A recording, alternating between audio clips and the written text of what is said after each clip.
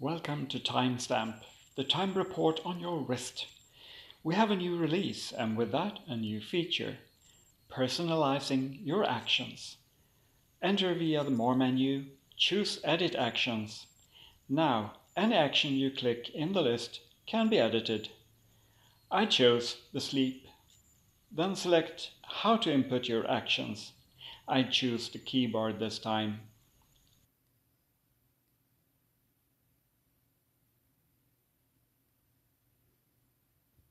When done writing, select either Store or Console. And then you're back to the editing list.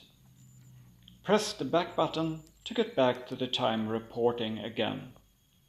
Do subscribe for more updates on Timestamp.